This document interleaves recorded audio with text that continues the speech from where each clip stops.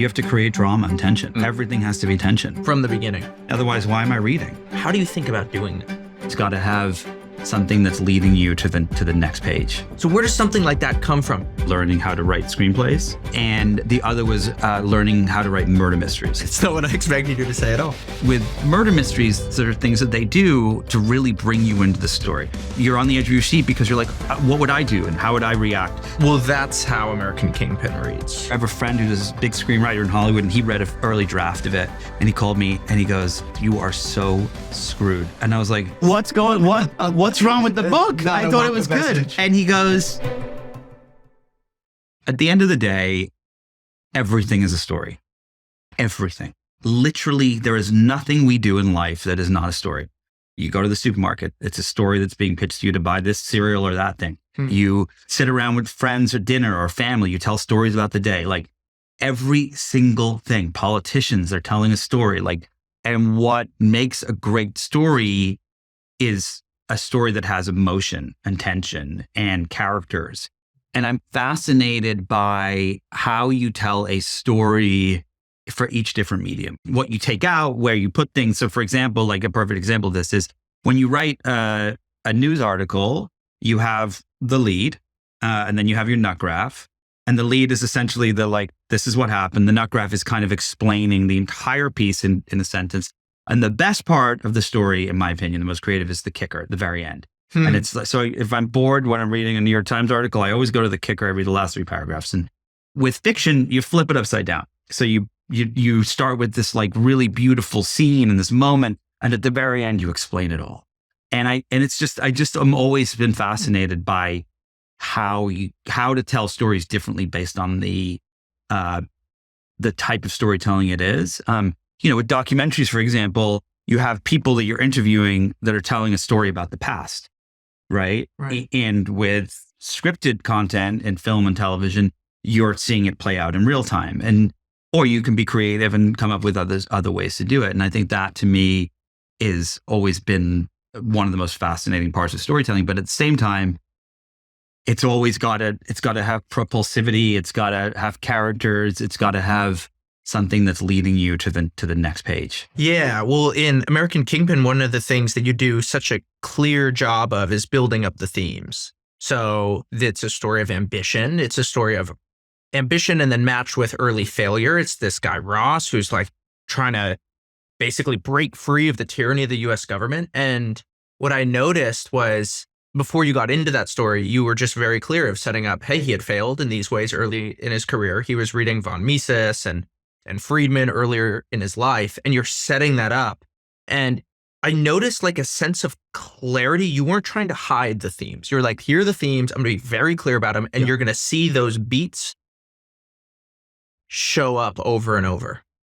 I've probably learned how to tell narrative nonfiction stories by learning how to write screenplays, which was 10 years ago or so. And the biggest lesson I've ever learned was a book I read about how to write murder mysteries. And the reason I sought the book out was because when I was writing the Twitter story about Jack Dorsey and those guys, I had written a draft of it and I gave it to a friend to read who was at Stanford. And it was on 8.5 by 11. And he had been making notes, and he got to page 160 or something like that of a 300-page book. And he wrote in big red letters, "I hate them all." All for the Twitter founders. Yeah, he was like, "I hate all the characters. I'm not rooting for anyone." And I was like, oh, Jesus, you can't hate the characters. You have to want to read them. So I was like, well, who do you want to read that you hate? Oh, a murderer, a mass murder. So I started how do they do it? How does Hitchcock do it? How do these people? So I started studying that. And what's really interesting is there are all these themes that you can learn when you're writing about essentially bad people that make you still care about the character. Because when you're reading a book or you're watching a movie or something, you're not just following the story, but you're imagining yourself in it, and you're imagining how you emotionally would react to it and what you would do. That's why we love heist movies, because we're like, oh my God, I didn't figure that out. Or you're on the edge of your seat because you're like, what would I do if I was that person? How would I react if the monster was in the house? And with murder mysteries, there are things that they do to really bring you into the story. Yeah, what are they? Well, one of them is every murderer has a mother. that loves them because your mother will always love you. Huh. And so the reason Hitchcock gave these characters, these really bad people who were like murderers, mothers, is because the mom still loved them. The other thing that he did, or not just him, but all these murder mystery writers, they make you human by like, you lose your keys because murderers still lose their car keys, right? Or they like forget to pick up the post, or they drop their grocery bag. And these are, so you can identify with those moments, even if you can't identify with the desire to murder someone. You can identify with those moments, and then you can put yourself in the body of the character. Yeah, there's an idea here. You know that quote, "The road to hell is paved with good intentions." You need to show people what those good intentions are. What is it that people are actually going for? And if we can feel that, what is the goodness that they're trying to achieve? Yeah. Then I think you get a more well-rounded character. Yeah, I mean, there's just lots of things that you have to do in a story as you're telling the story to get people to identify with the character. And that's the thing I've just put a lot of thought and work into. And, the other thing as far as like screenwriting goes and how that relates to narrative nonfiction is it's Courier font, right? Right. It's like 16, 18 points. I don't know. I forget what the actual point is. But the reason that it is, and it's laid out the way it is, the reason is because one page is 1 minute. Okay. Huh. So a screenplay is 120 pages long, which is a movie, which is 120 minutes long. And in a book, when you're writing, you can meander for a couple of pages. Like you can be like, Ross Ulbricht got really into reading this and this book about this and this economics, and let me explain what that means to you, and so on. And you can meander. You can talk about the kind of sweater that this person had and where it came from, and it brings you back to some relationship with them and a friend and a family member, whatever. In screenwriting, every single solitary word counts. I'm not exaggerating. Every word, every single solitary thing. Why does it matter more in Because screenwriting? you have so little space. When you are reading a screenplay, the screenplay is written for you to visualize it in your head. Whereas with a book, you're visualizing parts of it, but you're listening to the story at the same time. There's a saying in screenwriting that you should get into the scene as late as possible and out as early as possible. Right? Okay. So sometimes you'll write the scene where, like, for example, if I walked into this house, right? And this house is crazy. This house is crazy. And I walked into this house, and let's pretend it was haunted because it feels a little bit like it is. And I walked in and I came inside and I sat down and so on and so forth. That's the scene, right? The way you would come in late is you would come in, we're already talking. And you would get out before I even answer a question. And then the next scene would explain the answer to that question.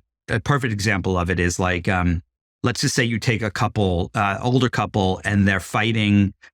They're sitting at dinner and he's got some heart problem and she's nagging at him or whatever. That's exposition. It's a long scene. It's like sit down and she starts lecturing and whatever. The perfect way to do it to make so you get in late and out early is an old couple sitting at dinner, and he says, "Honey, pass me the salt." And she goes, "Did you not hear what Dr. Brown said the other day about your cholesterol?" And like, that's an example of like making it's a couplet of two things. So learning all of that and like reading books like, there's a great book on screenwriting called Save the Cat. Okay. You just learn how to think in this kind of way that is very character driven, very judicious in the words that you're, and the things that you're picking, and very cinematic. And then when you take the murder mysteries and you put it in that, and then my history of reporting and research and like, which I get obsessive about, which we can talk about. Oh yeah. I think you can start to create these kind of narrative nonfiction stories that feel like they're fiction. We'll get into research because there's some crazy things there. We got to talk about that Excel spreadsheet. Yeah. But when you're editing a screenplay versus editing a book or an article, how is that process different, right? When I think of editing a book or an article, hey, you throw it into Google Docs, you do some comments here and there. Is that what editing a screenplay is like? The best way to read to edit a screenplay is to read it. You do little voices and stuff? I don't, but I have friends that do, and it's funny to watch them do it. Of course, I actually use AI a lot now to read it for me. Really? Yeah. How does that work? Just put it into like Speechify or 11 Labs, and it reads it aloud, and then you can kind of hear what it sounds like. So you're reading the screenplay out loud, and are you doing that collaboratively or just solo? Just solo. Sometimes if I'm working with people, I'll do it collaboratively. And then I don't know why. It's just the way my brain works, but I don't think of things in words. I only think of things in images. And then I describe what the images look like on the page. I totally see that. If you say like orange, I can't imagine the word orange. I can just think of an orange. And then I would describe what the orange looks like. And I could write the word orange, but my brain doesn't actually write the word orange. So for me, everything's a movie in my head, and I'm describing what the movie looks like. Well, that's how American Kingpin reads. Yeah, that's my goal with like all of the writing I do. Now, I did some video stuff in college, and I noticed that it was different. It was more nonfiction. It was more like TV news. But I noticed that whenever I would do a cut and I would export it and I'd show it to other people, it was too fast, and I'd always need to slow it down. And I would get into the editing, boom, boom, boom, boom, boom, fast paced. People would be like, it needs more space to breathe. But I've noticed that in writing, that intuition for fast paced tends to be better. Yeah. Do you feel that? I think it's like music. I mean, I listen to all kinds of music, but I really only listen to piano. And I play piano and I play classical music. And I think that, there are moments that are fast and intense and you're pressing harder on the keys, and there are moments that are slower. And I think writing is music in some respects, in the fact, there are times you speed up and there are times you slow down. And I remember a specific moment in American Kingpin, where we're in the library and the SWAT team comes in. It's so fucking intense. Like you're on the edge of your woman seat. is in there. I mean, I wrote the book and I still read it. Sometimes I'm like, oh, what happens next? And right after that, I remember I'd done a pass of the book and turned it in. And my publisher, who's amazing, Nikki Papadopoulos, over at Penguin Random House, I'd gone straight into some other crazy scene afterwards, and she said, I feel like we just need to slow down. Like we just went through the most insane moment of the book. We just need to slow down. And the next chapter goes back in time, and we go to Korea, and I did all this research and reporting into this, and we see the laptop that they had just seized being made. And we follow the creation of the laptop and the chips slowly being put in and on the assembly line and getting on a plane and and it brings us now back into the story. And so it just was a way to like, okay, we've gone through the crescendo of the story. Now let's take a beat and come back into it. And when you read books, articles that are poorly paced, what is the author missing that you see so clearly and you just want to be like, do this, do this? I think the reality is, look, and I'm not saying like this to be an asshole, but like most people can't write. Right. I think I'm a good writer. I don't think I'm one of the best writers. Like I read people like, Gabriela Garcia Marquez, and I'm like, holy shit. Like that, I couldn't do that if you paid me $1 billion and gave me 20 years. Like, I think that we all come in here, and there are certain people that can get here, and there are certain people that can get here. Most people can get here. And I think you can learn, and you can push yourself, and you can do all these things. But I think you have to kind of understand, like, what am I good at? And that's the thing you have to kind of go for. And so when I read certain writers and they're trying to do the creative and dramatic leads and this, that, and it's just not working. Like, it's like, you're clearly good at X, focus on X. You can try to get Y a little bit better, but like, what are you good at? Give me a sense for what that sounds like once you have that self-awareness. I think that I'm good at understanding what the reader knows and doesn't know, and knowing when to tell them what they need to know. So there's, in all of my books and all of my magazine features and all of the screenplays, I have this way of introducing characters when I think the reader is ready to meet a new character. So you don't want, like, there's books I've read where, narrative nonfiction books, where they, like, you come in and all these names are being thrown at you. You're like, oh my God, who the fuck is this? Like, Bob, I thought we met Fred. Who's Jane? I don't remember Jane. And you're like going back. And if you're on a Kindle, you're using X-ray to try to remember. A lot of fiction writers do this too. And what I try to do is I say, okay, here's, again, going back to screenwriting, in a screenplay, in a film or TV show, the first person you see on the show is the main character. You don't bring in, if I were writing a movie about you, I wouldn't start with me or the guy outside or whatever. and then meet you, we would meet you instantly. And I think so. In a book, you meet that person. You meet the main character first. Then you bring in the next character when you feel like you're like, okay, I remember who Ross is. Now let's meet Julia, his girlfriend. Right. And so I build the books out so that each time I'm comfortable with who this character is. I know them. I know their traits. And then I'm going to meet the new one. And like another example is, usually I do this towards the end, but like I'll go back through and I'll take character traits about someone so that you remember them and then remind you them. Like Fudge with Ross Ulbricht. Yeah. So like, and then Jared, who's the HSI agent, he's into Rubik's Cubes. Right. So I make sure that in the first several times that you meet him, he's got a Rubik's Cube on. So like his cards, like there's a scene where, and I say scenes because I think of them as scenes. I don't think of them as the book in some respects. There's a scene where he's driving through Chicago and I describe the car going through Chicago. And then I come up on the Rubik's Cube dangling on his keychain. So we're like, oh, it's the Rubik's Cube guy. Right. And that's how we remember things. The Rubik's Cube guys, wait, I actually already forgot his name. Was it Jared? Jared, yeah. So it's interesting as I went, Rubik's Cube guy, HSI agent, Jared. That was like the order of how I remembered what you had just said.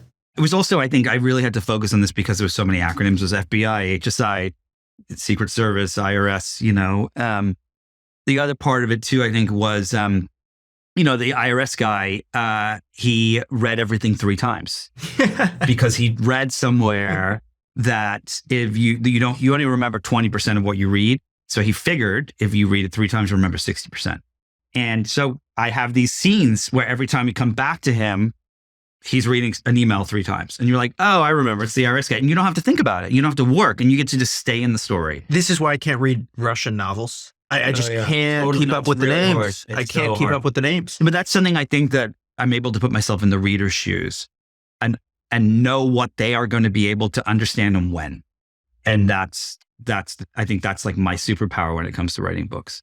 And I read a lot of biographies and I find myself being like, for the first 200 pages, being like, oh my goodness, can we just get to the stuff? I love that you keep reading the 200 pages. But what I find is later on, I'm really happy that early stuff is there, but I need the context of what happens later to appreciate what happened when he was 11 years old and he was at a park or whatever. What are some of your favorite biographies? I really like the Neil Gabler biography on Walt Disney. But the beginning about his childhood is not interesting until I learn about Disneyland. And then I can trace everything back to the beginning. Yeah.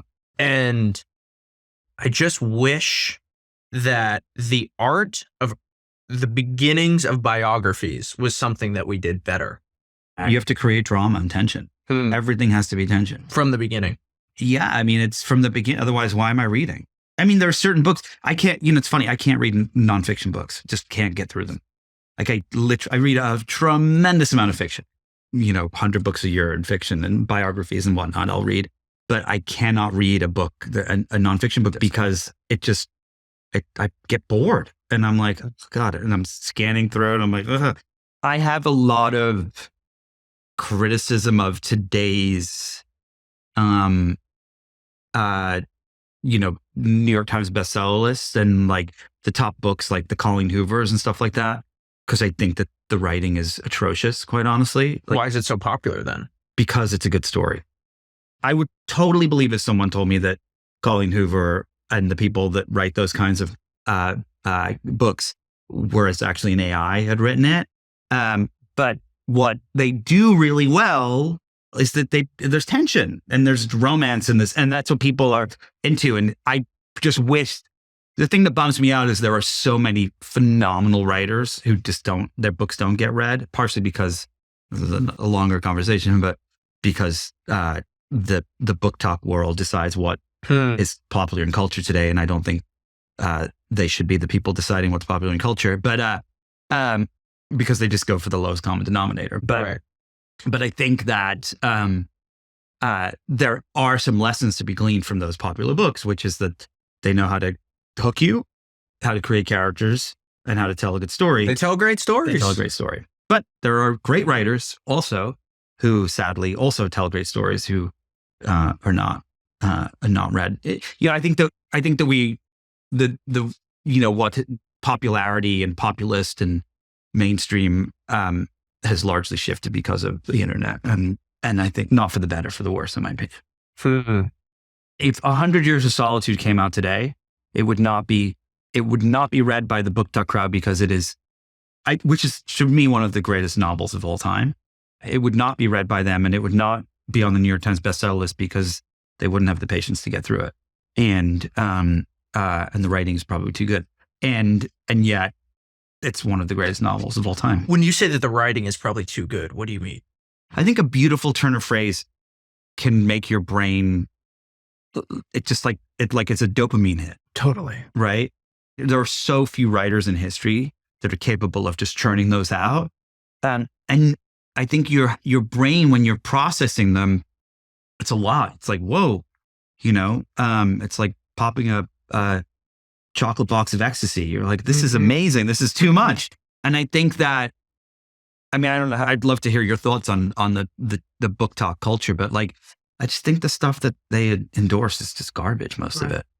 One of the things that you do a good job of is cliffhangers.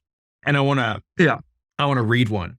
So we're talking about what happens early in a book. And this is about Ross Ulbricht. You say, in a matter of months, he would find himself dealing with dirty cops and rogue employees. And Ross Ulbricht would have to decide if he wanted to have people tortured and killed in order to protect his growing enterprise. And what I think happens there is you're giving me enough about the future where I'm like, what? Where are we going? But also I'm like, okay, it's going to be a while there. I got to keep reading to build up. And it makes me keep the book open. With American Kingpin, I remember two things. One is like, the chapters are very short. Very short. What do you have? 58 chapters? Yeah. And each chapter has a cliffhanger because I just done the Twitter book. And I was writing for the New York Times and Vanity Fair at the time. And I was noticing this trend of like shorter form content. There was a time where at Vanity Fair, I would have written a 20,000 word feature. Right. Today, if I write a 6,000 word feature, that's considered incredibly long. I wanted to create these chapters that were like bite-sized chapters, but also had an insane like propulsion to them that kept you going. And so I will say, like, if I were to critique myself, like, I think that in American Kingpin, there's maybe like one or two too many at certain points, but the goal was to make it so you read these little chapters and you're like, nah, just one more. I'll just do one more. If you create the moment in the beginning where it's like this holy shit moment, there's in Hatching Twitter, the book opens up where Evan Williams is the CEO of Twitter. He's about to get fired. And we open up with the scene where he's in his office at the Twitter headquarters and he throws up into a garbage can. And he's been fired, and he's got to give this speech in front of the 300 employees. And he like wipes the vomit off his shirt and he walks out in front of them and he holds the microphone, and then we cut away and we go back to the beginning. And there's not the cliffhangers. There are cliffhangers in Hatching Twitter, but the chapters are longer and there's not as many because you're like, how the hell that happen? Because then you meet Evan when he's young and he's riding his bike in Petaluma, and he's like got these ideas, and then we follow through and we come back to that and we pay it off. And so it's like, it's again, like thinking of it as a movie and then writing it as a book. What makes for a good cliffhanger? Giving away enough that you want to keep reading, but not too much that you know what's going to happen. You want to ask the question in the cliffhanger and then answer it in the next, answer it later. And cliffhangers can't be too far apart. So if I say like Ross Ulbricht has got to decide if he's going to have people killed, and then 200 pages from now he decides it, you're like, wait, what? So you've got to make sure the pacing of it's like, it doesn't have to be the next section, but we can start to seed it, and then we get to, and then we answer it. That's an interesting turn of phrase, start to seed it. So a lot of what you're doing to create drama is you're setting up a theme, you're creating a cliffhanger, and you're doing that by, like you said, you're showing a little bit of the future, but you're not revealing too much. And then that's what I begin to see. There's all these seeds that you begin to plant early on through motifs, through characters, through themes, through patterns, whatever. And then over time, those begin to develop and grow. Yeah. I won't start a book until I know what the theme is. There's the saying of like, you have to be able to describe what your book is to someone in an elevator going between two floors, which is ironic because it's a 100,000 word book, but you're just saying it in a tweet, essentially. Everything has to come back to that theme. Every single, like I always think of it as like it's a through line and the circles have to always, it's like being braided onto something. Right. They always have to come back. And if they don't, you've lost the reader. So what is an example of a good theme? But start with how that theme could have been bad at the beginning. So give me some of the confusion and then give me some clarity later on. I did this cover story recently for Vanity Fair about Tim Cook and the Apple Vision Pro. And I went up to Apple Park and I spent the day with everyone there and like spent time with Tim Cook and met the engineering team and everything.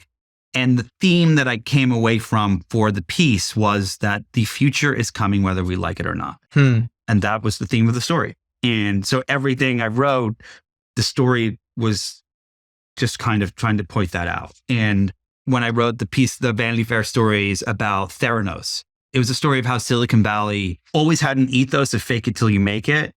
And she and Elizabeth Holmes got so caught up in the bright lights and the power and the fame that she forgot to actually make it. She just faked it.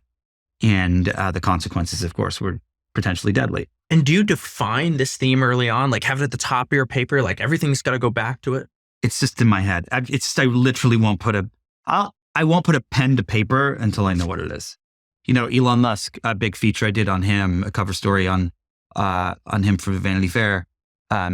It was, the theme was he needs a problem to solve. And if there's not one there, he'll create one, which is so evident in who he is. And so the story is just about when things were going good for Elon, when he was at the top of his game, was the worst moment in his life. When he was the richest person on earth, when all of his companies were doing well, when people liked him, it was just that he had nothing to fix. So he broke it. How about themes with specific people? One of the things that you were talking about earlier is the sort of duality of people, these contrasts. They're not fully good. They're not fully bad, right? It's the Solzhenitsyn line. The line between good and evil divides every human heart, and sort of painting both of those. Well, I don't think anyone is truly good or evil. You know, it goes back to the murderer. Like the mom still loves the murderer. Like the murderer still loves the mom. To go back to bad writing, where people don't see that nuance, where they just decide a character is a character and I'm going to paint them that way, makes it for not a good character. Because you're like, oh, he's just a bad person. You have to create nuance in your characters because we all have nuance. You know, you see like, it's like Ross Ulbricht. Like, you know, he was willing to have people, you know, potentially murdered to save his empire.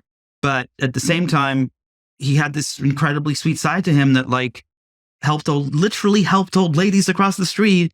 And when he went to a flower stall, bought a flower for the woman who worked at the flower stall because he figured no one ever buys flowers for the woman who works at the flower stall. Right. I've been playing around with this idea for a novel that I want to write about based on a story from my family during the Holocaust and everything. And I was doing a bunch of research and I found all these old pictures of Hitler. And you're like, oh, the biggest monster ever created in human history. But then you see him with his family, you know, up in the mountains of Austria in the summer. They still loved it. They loved it. You know, it's like they're still like, so you can't create monsters without nuance. And I think that's the biggest challenge for a lot of people because they start to judge their characters that they're writing about. And like someone once described it to me, Charles Randolph, who wrote the screenplay, the Big Short, is a phenomenal screenwriter. He said, you know, like you can't look down on your characters. You have to look out with them. Woo! That's the way you have to approach a character. Otherwise, you're just making them into a character of themselves. What else goes wrong when you read a character who doesn't feel real? I was just reading this R.C. Sheriff novel from 1936, I think. He was a writer in England who wrote a bunch of sci-fi books. And there's this great moment. The novel is essentially the story of how the moon has gone off course and it's on course to collide with Earth. And we have 8 months left before the world is destroyed potentially. And all of the people in high society, like the main character is like a novice astronomer, learn about it before everyone else. And then finally the news breaks. And the moment that the news breaks, he is talking to like a neighbor and with his wife, and the neighbor says something about it, and the main character says, yeah, it's true. If the moon is going to collide with the Earth, and it's going to happen in 8 months or whatever it is. And the husband turns to the wife and he goes, I told you it was 8 months, not 8 weeks. I told you it was 8 months. And it's like, we're all going to die. And yet they're arguing about the specifics. That's life. That is reality. Like a bad version of that would be like, oh my God, we're all going to die. And the person runs down the street and hides and cries, whatever.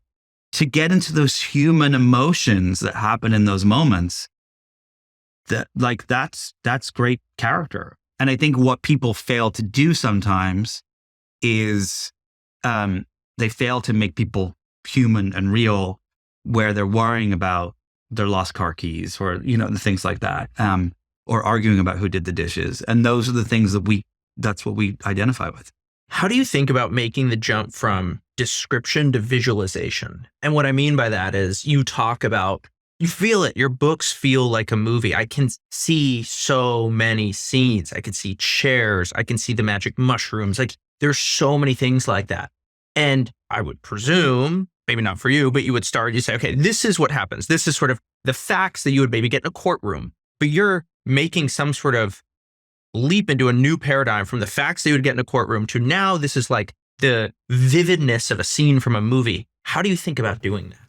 It's called painting the room. Right. And it's something I learned in journalism very on. And I'll tell you the story of how I learned it. I was in the newsroom at the New York Times, and I was sitting next to, my cubicle was here, and Andrew Ross Sorkin. No way. Was right here. And Andrew and I were friends, and we'd we were both young, and he'd been doing it a lot longer than me. And there was a helicopter crash that had happened with these bankers. There was some big secret deal that had been going on. Everyone survived. Everyone was fine.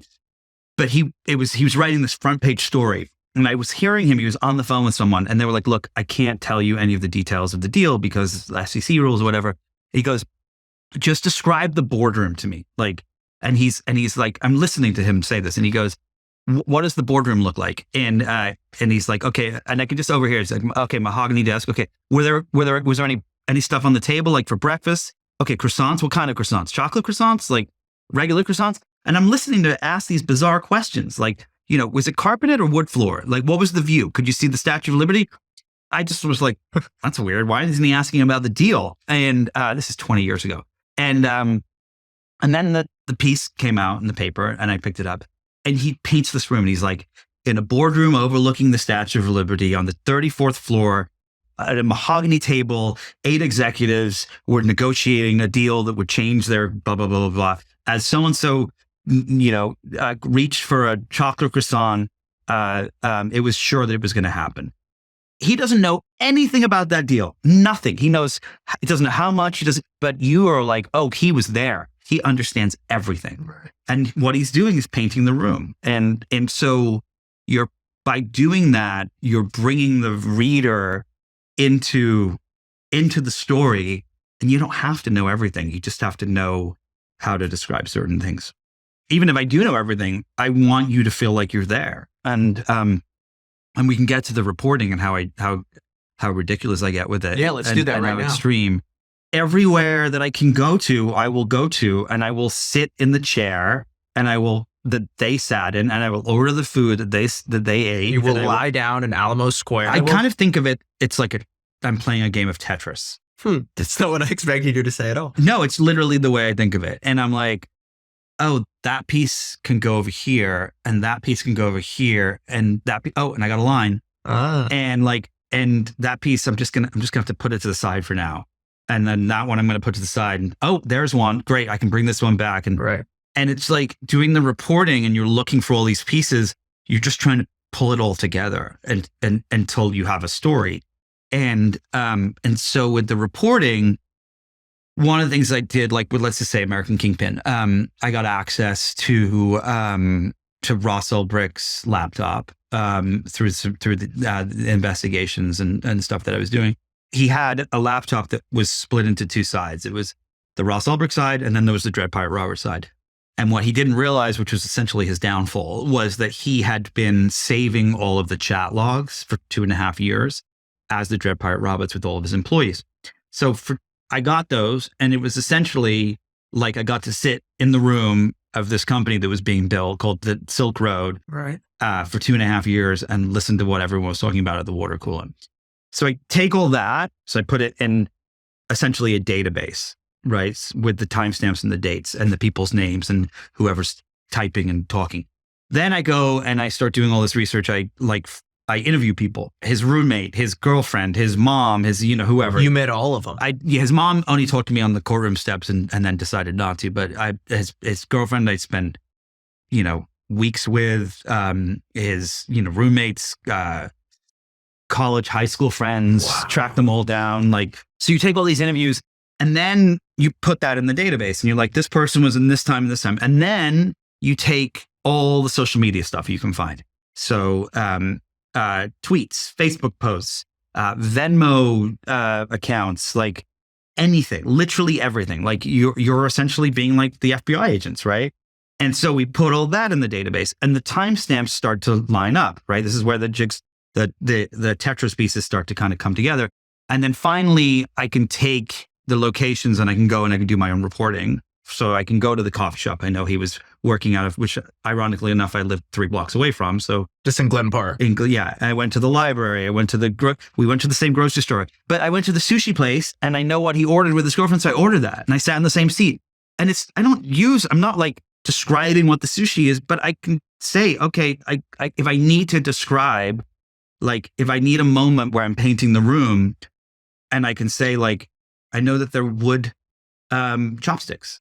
I know that the bathroom's to the left, so that, someone walked out of the bath. I can describe all of these things if I need them. And this is where it gets really creepy, in my opinion, is you start to put them all together.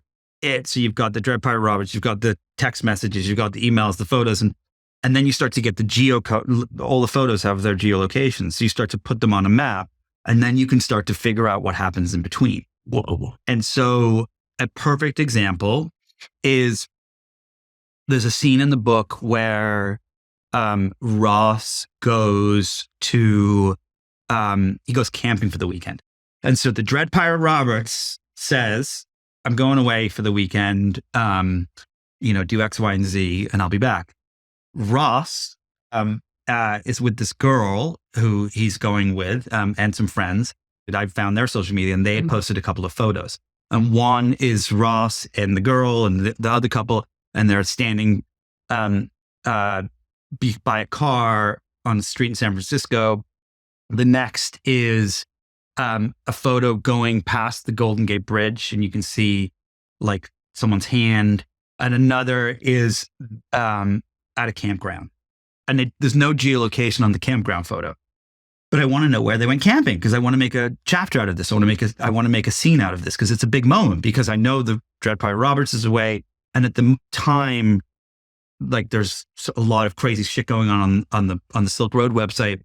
And I figured out by going through the maps of downtown San Francisco on Google Maps, I figured out where they started out, the time between that and the Golden Gate Bridge, and then the time they got to the campground. So then I looked it was like 48 minutes. So then I looked at every like wooded area within 48 minutes of the Golden Gate Bridge and found it on the maps, and then went there and then walked it and then got to sit where they sat.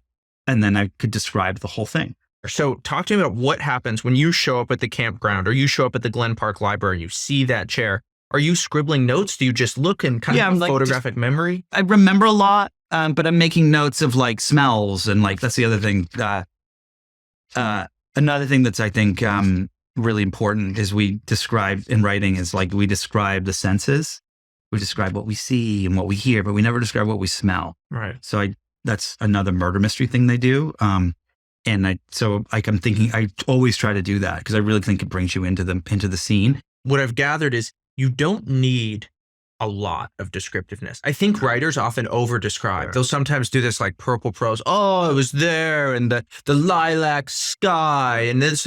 All you need is one or two, three things. That's it. You need like the smell of the pine needles and the smoke, and the sound of the crickets, and then the way the sky looks with the trees, and that's it. It's funny. The brain is very good at taking a few details and inferring something. I mean, look at cartoons, right? Cartoons don't give you much at all. And you're like, Homer Simpson, love that guy.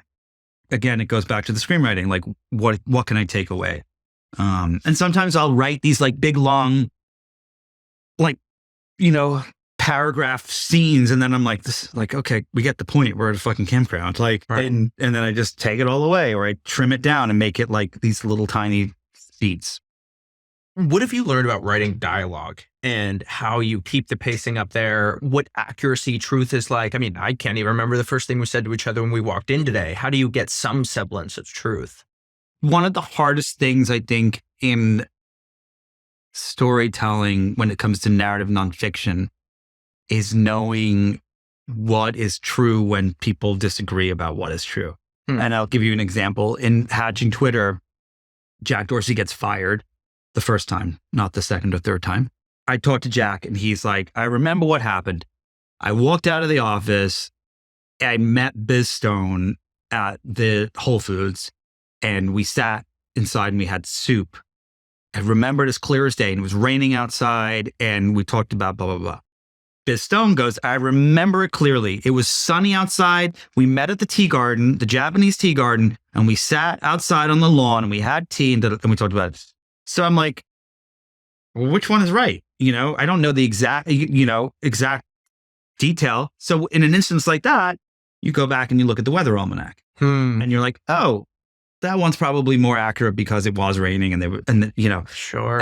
And so you can do that. And then if you don't know, you just can't write it. Like, if it's really that important, there are certain things where it's just like irrelevant. It's like, Biz is wearing a white shirt. And Biz is like, I was wearing a blue shirt. And it's like, it doesn't fucking matter. Like, you just pick one. It really doesn't. But if it's something like, he shot him in the head. No, he shot him in the leg. Like, those are like, you have to get those details right. And so that's just something that you just have to be the editor of and decide. So how about with dialogue? How do you get that right? A lot of the time there is actually overlap. People, they may have a word or two that are different, but what's great about the books that I've written is that people have used social media. And so I can get their words from social media or videos or whatever. And so I can get the dialogue verbatim. But when I'm interviewing people and they don't agree, at a certain point, I have to make a decision. Right. And then the other thing is, I think when it comes to actually good dialogue, is it's so important to not be expositional. What does that mean? Me telling you what happened rather than me showing you what happened. So for example, like, I went and I sat in a room with Dave and we talked about blah, blah, blah, blah, blah, rather than me showing you, like, we're describing the room. It's this balance of making the reader do the work, but not too much work. And not too little work, because then they're like, you're talking to me like I'm a baby. Like, and so you really want to make sure that the dialogue is show, not tell. How about for something like this? I'm going to edit this lightly. PG-13 family show. Here we go. These often crass jokes could range from the truly unpalatable to the truly bizarre. And this is about Tarbell, American Kingpin. Would you rather sleep with your mother or sleep with your father? Would you rather be half your height or double your weight? Where do you come up with this stuff? Tarbell, one of his coworkers, asked. So where does something like that come from? Because it illustrates so much about this weird guy who always is doing these would you rather jokes. So I interviewed all the agents involved in the case, spent a lot of time with them. And Tarbell's not going to tell me that as the FBI agent that he didn't care, but he just wasn't going to volunteer. He just was like, he's telling me about the case and the investigation. But the other agents are like, oh my God, did Tarbell do the what would you rather jokes with you? And because he did them with me. I remember sitting down and I was like, do you do these what would you rather jokes? And he was like, I'll only answer it if you answer the following question. Then he asked me, like, would you rather fuck your mom or your dad? I remember, and I was like, I'm not answering this. And he was like, I'm not answering any questions. You're right. So like, but I think that, you know, it's like, those are the character traits that you remember. You know what else is like this? Bezos's laugh. Yes. People always talk about it. He's just got this rolling, loud laugh. Bezos would never tell you that. But Correct. people who've been in his Correct. presence are always like, yeah, his laugh. You got to hear his laugh. Totally. 1000%. I do a lot of photography. And that was a thing I didn't like past life for a little bit. But Bruce Gilden is a phenomenal photographer, and he takes pictures of like down on their luck people. And I love hearing the stories about them and like how he meets them and their background and everything, because they're just so emotional and so human and so not judgmental. And I think that the worst writers are the ones that judge the characters they're writing. And you just can't do that. You cannot. You have to take that out of there. You have to take your opinion and your viewpoint and how you feel about them. You have to take it out, and you have to make them human, and you just can't judge them. Do you feel like character building is the same in your film projects versus the books? Yeah, it's exactly the same. It's you're figuring out who a character is, but you're also figuring out who the others are. And there's a great way of thinking about it that in any story, one character must be trying to do something and another character must be standing in their way. So that creates tension. Right. If I want to walk into the kitchen here and grab a water, that's not a very good story. If you're standing in between me with a knife, that's a great story. So you have to think about it. And the other thing is like, you know, I think it's just studying, like, I think it's funny because I think most movies today suck. Or like, they're just terrible. They're like mainstream and populist and bad. And everyone in Hollywood will tell you that. And it's, you know, it's the reason that all of the studios are suffering and, you know, but they have the people that came before them figured it out. Like the story formula is amazing. Like, look, screenwriting is without question one of the hardest forms of writing there is, that in fiction novels. But there are so many things to learn about visual storytelling that you can apply to narrative nonfiction. Like what? Like Pixar has it's The 22 laws of storytelling. 22 laws of storytelling. You know, your character starts here. Something happens where they go through some sort of change. They're presented with a challenge. Sorry. They have to decide to take on the challenge. They take on the challenge. There are obstacles in their way. They defeat the obstacle. There's a second obstacle. They defeat that. They come back to where they were as a changed person. That's storytelling. That's a story. Where things get complicated is where you've got the arc of this character and the arc of this character and the arc of this character and this one. And then the themes all have to tie together, and you just have to, your brain has to be able to handle all that. Do you feel like the story reveals itself once you get to the end, which a lot of people say, or are you like, no, you figure out the story at the beginning and then you write the dang story? You know, there's a thing when you're a reporter, you do your reporting. You don't write in the middle of your reporting. You don't like interview 5 people for a feature and then start writing and be like, oh, I got to interview 5 more people. And I remember in the newsroom in the New York Times, it would be like, you'd have your meeting with your editor and they'd be like, you done with your reporting? You can start writing? And it's like, no one would ever be like, did you start writing yet? Right. First question is, are you done with your reporting? Are you done with your research? Are you ready to put pen to paper? And I don't know how people can write without knowing what the story is. Tell me about the David Carr line. Keep typing until it turns into writing. What does that mean to you? His thing was like, you got to get it on the page. I've written millions of words over the last 20 years. I don't remember 90%, maybe 98% of what I wrote. And it doesn't matter. Like, the thing that holds so many people up is they think it's this precious thing and it's the most important thing ever. It's not. It's just words, and you're just telling a story, and you just got to do it and then move on to the next one. And it's the greatest thing I learned in my career as a journalist was that there'll be another one. I became a reporter at the Times, and I remember I had like a really good run of breaking all these stories. And then I wrote a piece, funnily enough, it was about the Amazon Kindle. And it was Christmas Eve, and it blew up, and all these people came after me, these like pro Amazon, pro Kindle, pro Bezos people, pre-cancel culture. But it was like, this is the first time they really came for me. And my editor said, you're just going to write another story tomorrow. Don't worry about it. Like, you got to take the lumps. You got to learn to take the lumps. but you'll do better on the next one. Cause I think I'd made a mistake in the piece. Okay. And I think what people get stuck with is they think everything's a Pulitzer Prize winning novel that like is going to shoot to the number one New York Times, but it's like, it doesn't matter. The Eminem one shot, one opportunity. It's like you don't. It's like do it and be done with it. Like, and move on and stop being so precious. How has the magazine feature changed throughout your career? How is it different now than it was 20 years ago? I think the magazine feature has changed dramatically in the last 20 years. And the reason is because of the internet.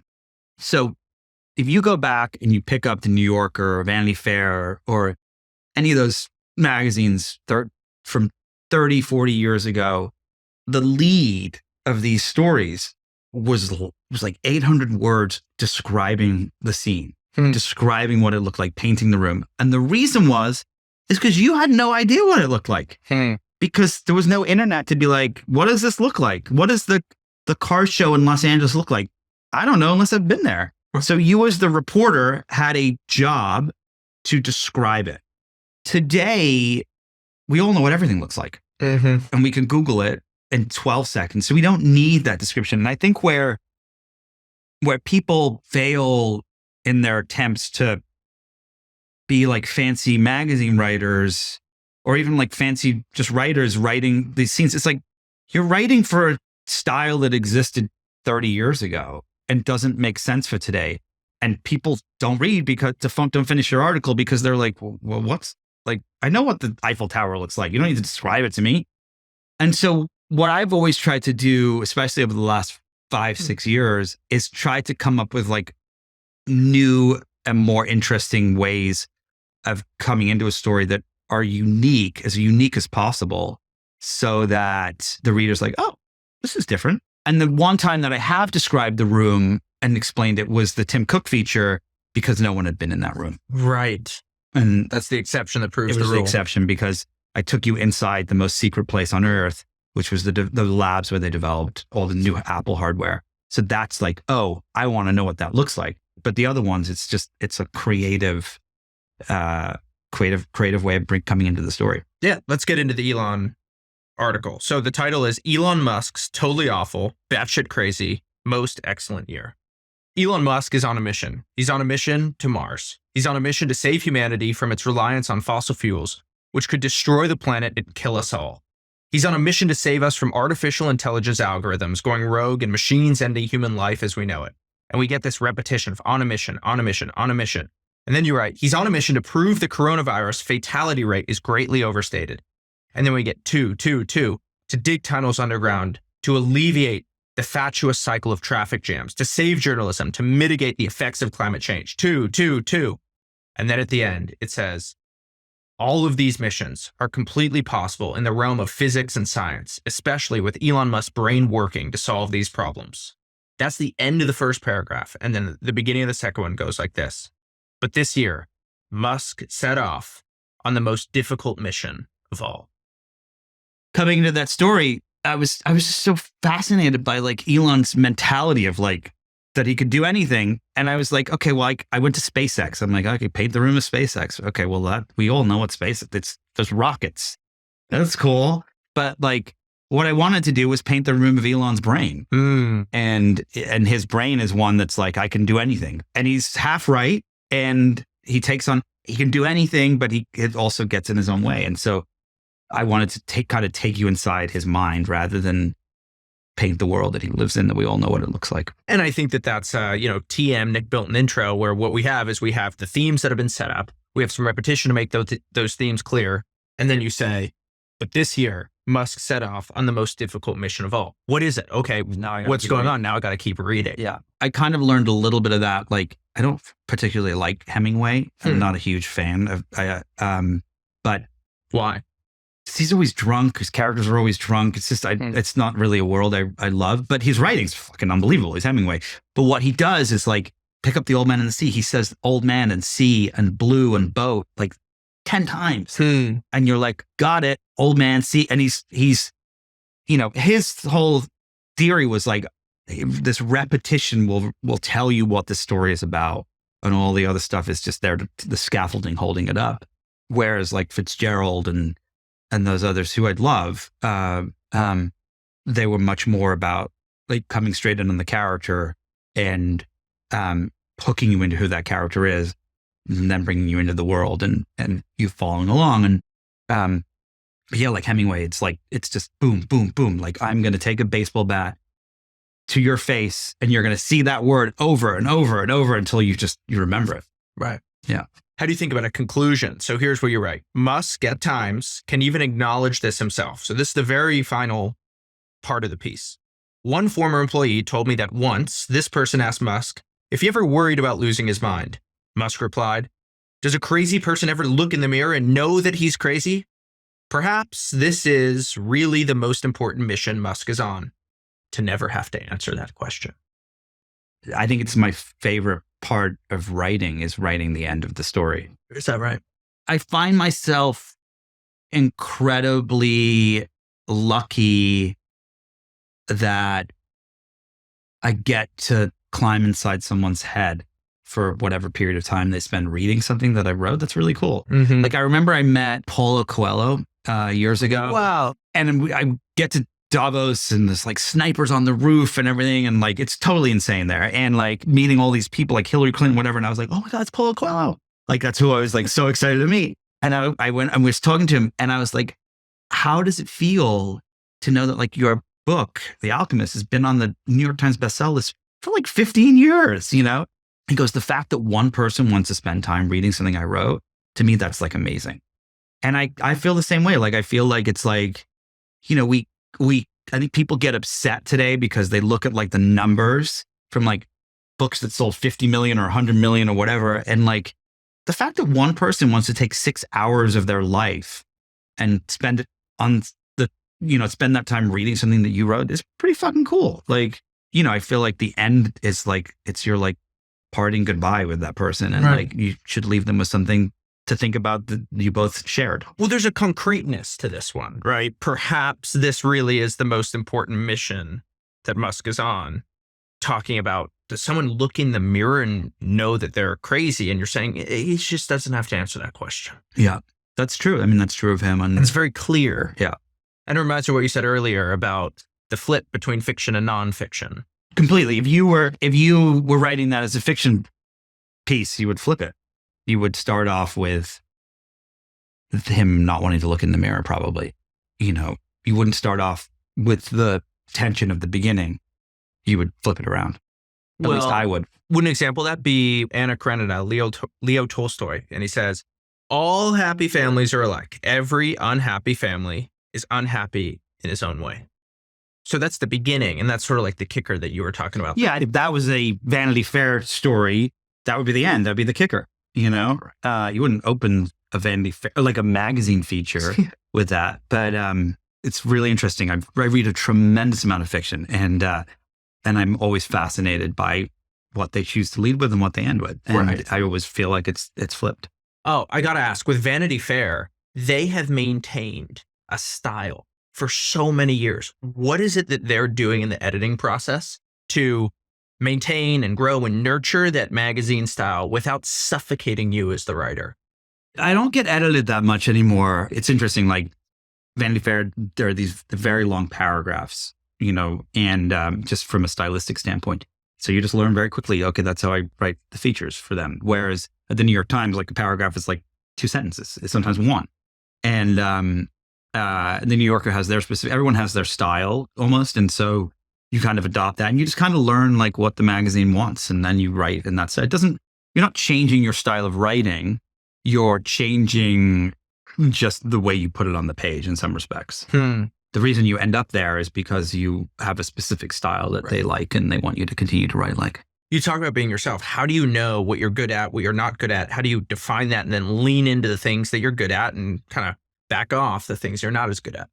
I'm incredibly impatient. And I have ADHD. I've always had it. And which you would think like, oh, that's probably not a great tool to have as a writer. So like, I lean into that. It's almost like these jigsaw puzzle pieces. And so like, I will write just some random 6 paragraphs that I know I know what it looks like. And then I'm like, okay, I'm bored. And then I'll go write 6 more paragraphs and then 2 paragraphs and then a whole chapter. And I put them and then I'm copying and pasting and putting them all over the place and so on. And then at the end, I have to really force myself to pull it all together. That's the hard part. That's the hard part. I have a great visual memory. I can remember every detail visually, but I'm terrible with people's names and things like that. And so I just have to. I'm the same way. And the fact that you write like that makes it really easy for me to follow your characters. Well, that's why I have to follow my own characters. So I write in a specific way that's it works for my brain where I can literally still picture the Rubik's Cube guy. Well, I can still picture, it's funny, every detail of the photos as I was describing from Ross going on the camping trip and the campground. Everything is still as clear as day in my head, but I can't remember the woman's name that he was with. Right. And I wrote her name 100 times. So you just have to lean into the things you're good at and then figure out how to work with the things you're not good at. What's an example earlier in your career where maybe you got punched in the face or slapped on the wrist for going against your nature and you're like, oops, it's a lesson learned? I got punched in the face and slapped on the wrist many, many, many times. Almost got fired from the Times a couple of times. One time I was being interviewed by Wired magazine. They were writing about me and the work I was doing, and I said I don't read the print paper anymore. And then I got called into the executive editor's office, and they were like, "You can't say things like that publicly." I literally thought I was going to get fired. Another time, I made a mistake I was on CNN or something, and I made a mistake. I had inserted my opinion about Mark Zuckerberg in a way that was very clearly opinion, and that was a no-no. So there was those things. I think the thing that the biggest lesson I learned at the Times was I wanted to pick fights. I wanted to take a baseball bat to people's faces. That was what I wanted to do as a reporter, and to take on the bad people per se. And I remember there was a point in time, I'd been doing it for a long time, and Gawker decided they were going to start writing about me. Oh, man. Like a weekly thing for a while.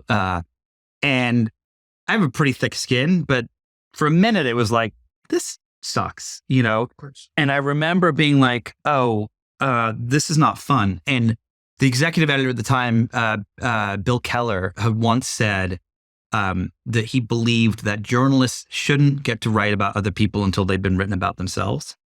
And I understood I remember hearing that, but I never understood it, and I understood it. And so when I had been on the receiving end of being written about negatively and largely fairly unfairly, I realized there was some things I did that I shouldn't have. And I actually apologized to a couple of people privately. I was like, hey, look, I was young and pick some fights that I shouldn't have. And, and then there were the moments that I think kind of were really big moments for my career, which were I remember David Card said to me when I first became a columnist, he said, pick a fight you can win. So I decided to pick a fight with the FAA, which was just ridiculous and stupid.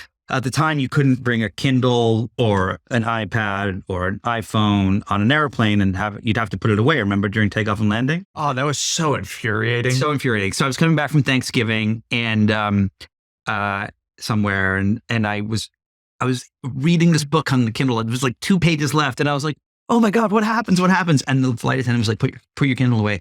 And I was like, this can't blow up a plane. And I was like, if it could blow up a plane, terrorists would get on and yell something and then turn off airplane mode, and we'd all go. And I was so irate because it was so stupid. And I was like, all right, this is the fight.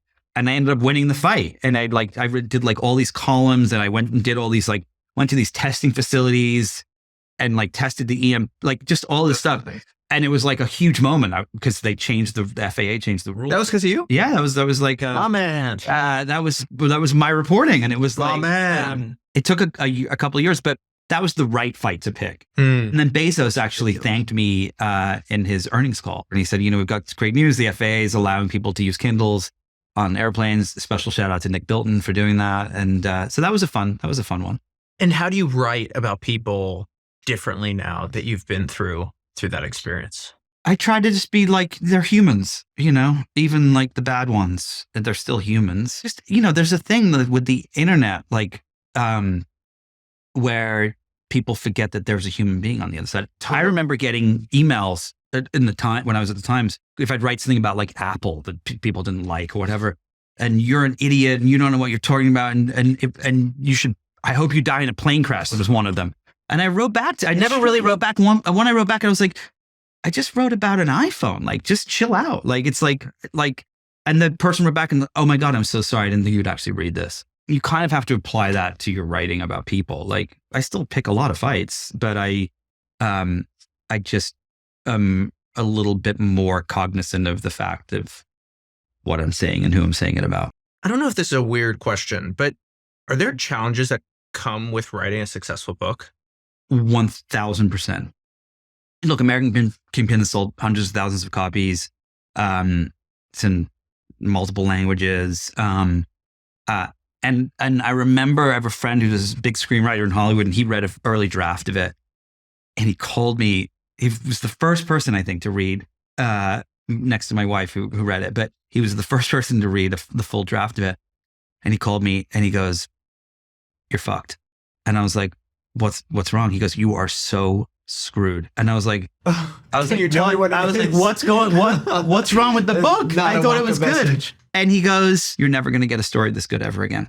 It's a dang good story, man." And he's like, "And you're going to spend your career trying to find one." And I was like, "You're right." And so the challenge has been like, I wrote a book that won't get published. It was about the NRA. Wrote the whole book and had a tremendous amount of scoops in it. And all the stuff and then COVID hit, and we were literally working on it right when COVID hit. And then the world shut down, and all of the stuff I'd spent 2 years reporting came out in the Letitia James trial. And no one from the NRA or places like that would do interviews. They wanted to be in person. No one wanted to do Zoom back then. Now I think people would, but like back then it was a new, totally new thing. Right. So I had to put the book on hold. And then once we came back from COVID, I felt like I'd have to for it to be a good book, I'd have to redo it. And it was such a dark world that I don't want to live in it. So now I'm just like trying to find my next narrative nonfiction book. Okay. So if you have ideas. So this is great. What we should do is in the YouTube comments, get some ideas. But now this leads into a great question. You got to guide us. What makes for a great narrative nonfiction book? Like, what are the things that if you see check, you're like, okay, now we're onto something. I have this belief that there are two kinds of stories. Okay. There are big stories that are about something very small, like yourself, right? So for example, An Inconvenient Truth is a huge story about climate change that is completely overwhelming to figure out, like, well, where's my part in this? But it makes it, you see, oh, if I don't drive a Range Rover and if I don't use plastic bags and if I try to do this and this, I can have an impact on this big story. And then there are small stories about something much bigger. So for example, Tiger King on Netflix was a small story about 5 people in this world that collect exotic cats. And really it's about the American dream and business. And it's either a big story about something small or a small story about something big. There is no story in the middle. They do not exist. They exist, but they're fucking terrible.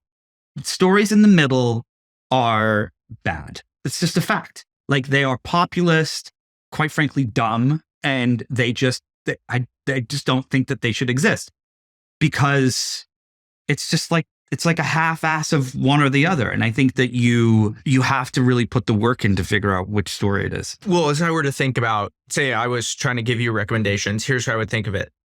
Is there a person who's can be around this that we can follow? And you can let me know where I'm wrong or missing something.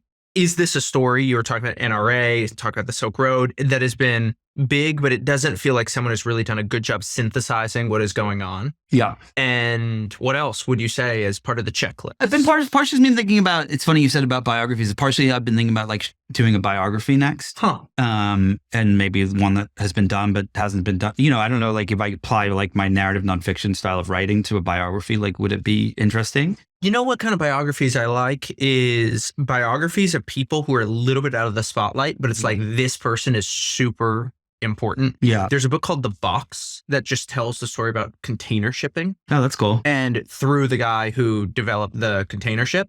And you think of these just container ships, like what could the big deal be? Yeah. But if you think about it, it used to be that every single piece of cargo would have to be taken off of a ship individually, then put on, say, the train individually. And now what you could do is you now have container shipping. It can be on the ship, on the train, on the truck. Yeah. Same thing. Yeah. Massive efficiency gains. Totally. But it has to be about something bigger. You know, the Silk Road is about this moment in time where anyone could create a world and then they could become God in that world. Right. And that world could kill people. And you have a line in there about how somebody who could be running a multi-million-dollar drug kingdom from just a little library in Glen Park. Yeah. And it could be anyone from anywhere. And then the Twitter story is a big story. It's this big thing, but it's about these small little people that created it and they're infighting and backstabbing to take power and control of it. And so whatever it is, it always has to have a big theme. All right. 2 questions. Yeah. First one, if I were to ask you to teach a class on narrative nonfiction, what's on the syllabus? What do you need people to understand about how to do this well? Gabriel Garcia Marquez, I just read a book about his writing and how he did it. And he was like, you shouldn't start writing until you've read 2,000 novels. And that's one of the things that's really interesting. I have a home office that I go in my office and I'm like, I got to sit at my computer and type until it becomes words, right? Or until it becomes, a story. And no, you don't. You can go in your office and you can just sit and read a book. And you're working. Like you're processing. And it's so hard in today's day and age to kind of do that. It's really hard and it shouldn't be. How consciously are you trying to cultivate your voice on the page? It's like a dog on one of those long leashes. Right. And eventually they just come back. You can't manufacture a voice. You can. It's not going to be very good. Your voice just becomes your voice. But you can dilute your own voice or prevent something from who you are from showing up onto the page, maybe through fear or... You have to tell the person in your head that's like Mr. and Mrs. Doubt to go to hell. I don't have Mr. and Mrs. Doubt. It's like I'm just very lucky that I just don't. And it's partially because it was all an accident. Never wanted to be a writer. It was never my goal in life. It just happened through like a series of accidents. So when I became a reporter at the New York Times, I was like, someone's going to figure this out and they're going to come tap me on the shoulder and say it's time to leave. So for me, it was always like, I get to drive the Ferrari for a little while. Like, this is really fun. And then next thing I know, I had been doing it for 20 years. But I know for a lot of people, the doubt is the thing that holds them back. And you just gotta, you have to ignore it. It's hard, but you have to say, it's just a bunch of words. There's another piece tomorrow. Another piece tomorrow. Well, you did always love books. And I think that comes from your mom. Yeah. And I really like this. I guess in a copy of War and Peace that she gave you, every year she'd give you a gift, and they're often in books. And I like this note. Dear Nick, never live without beautiful books. Love, Mom. She used to blow dry her hair, and she would have a book on her knee, and she would blow dry it in. But she had the blow dryer in a way that wouldn't flap open the pages. But she had a really unique thing. She always read the last page first because she couldn't deal with the tension of what would happen. She needed to know. And then she would read it. Then she would go back to the beginning. She always did that. But her house in England was like, I remember like just going up the stairs. There were just books everywhere. And a lot of the books in my office are hers. She taught these kids in prisons in the north of England. And she was like, they were like rough kids, like people that were like in jail for quite a long time for things they'd done. And and she said she remembers like moments when she would be like explaining like the story of like Hamlet or something. And they would like be paying attention and they would be asking questions. And I think that's what the power of storytelling is all about. It's like, that's why we're here. One thing I forgot to mention that is the most important thing to me in writing is that you don't tell the reader what to think. You present them with the good and the bad and the ugly and let them decide. I did not tell you what to think about Russ Ulbricht. It intentionally did not in any way, shape or form. I presented him. And one of the biggest questions I get all the time, it's like over and over and over, is did he deserve the sentence that he got? And I don't know. And everyone has a different answer. So yeah, if you have any book ideas, put them in the comments below. Don't forget to subscribe, like, comment, subscribe. If someone finds me a book idea, I will pay them for it. There we go. Yeah, How's this? They're in the acknowledgement section. They're in the acknowledgement. You get to come over for podcast. dinner and play with my dog. I have a very cute dog. Take it. So, yeah. That was fun. Yeah, it was great. Thank you very much. Yeah. I'm going to show you 2 things. First, this equation. Second, a dart and a peach. A dart and a peach. Which one's more memorable?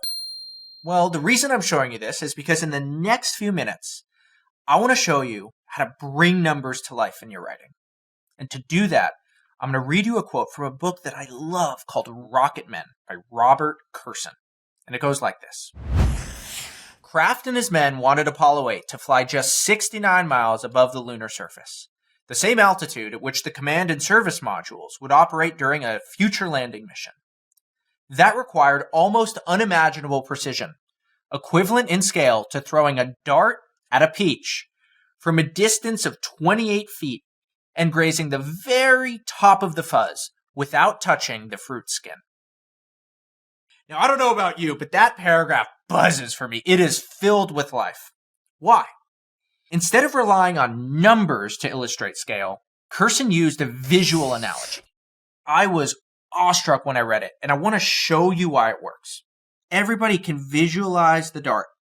Everyone can visualize the peach from a distance of 28 feet. Would it be like to graze the very top of the fuzz without touching the fruit skin? And you'll notice that Kurson is writing for a general audience here. That's why he chose this peach and dart analogy, because it doesn't require an astrophysics degree to understand. But check this out. We have the setup and we have the analogy. And here's the setup. It's all gray. It's not quite as interesting. And right in the middle, he basically has the break and the divide. But the setup is really important because the setup is doing a lot of the manual labor for the life that the analogy brings later on. And I want to show you how connections are being built here. So check this out.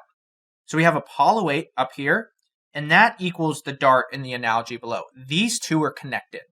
And then we have the lunar surface right here, and that is equal to the peach. But a visual and easy to understand analogy isn't enough. This analogy is distinctive too. That's why it's so alive.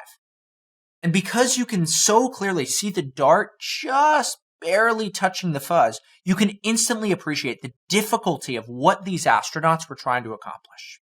Come to think of it, this room, from here to the wall, something like 15 feet. I don't even think that I could throw the dart and hit the peach from that far away. It kind of reminds me of how one of my teachers as a kid, they wanted us to appreciate the scale of space. So instead of giving us a bunch of equations like this, a bunch of numbers, they took us to the blacktop where we used to play kickball. And every kid was separated at the scale of the solar system. So one kid was the sun, who might have been 5 feet away from Mercury, another was Saturn, and then no one wanted to be Uranus. They did this so that we could see the scale of space instead of learning it through numbers. Now, they could have gotten us to memorize the numbers, but we all would have forgotten them after the first test. But even today, I can still remember what it was like to yell over and be like, "Yo, Jupiter, what up?" So what does all this mean for your writing? Well, there's a saying in the world of publishing that every formula that you have, every one of these, they cut the number of book sales in half. True? Not? I don't know. But even if people mean it tongue-in-cheek, there's definitely some truth to it. I'd rather read an analogy like the Robert Kurson one that he wrote about darts and peaches than see a mathematical formula about it. No question. Give me darts and peaches every day. So whenever you're writing, whenever you're trying to show scale, whenever you're trying to bring big numbers to life, make the details concrete. Help the reader see what you're saying. Ask, what's my dart? What's my peach? Bring it into human proportions with some kind of analogy that takes the abstract and makes it concrete. Okay, hope you enjoyed that. Well, I got no peaches, I got no darts, and I definitely have no equations, but I do publish one of these writing examples every week on writingexamples.com. And if you go to the top of the page, you enter your email, I'll just send you the latest one whenever it goes live.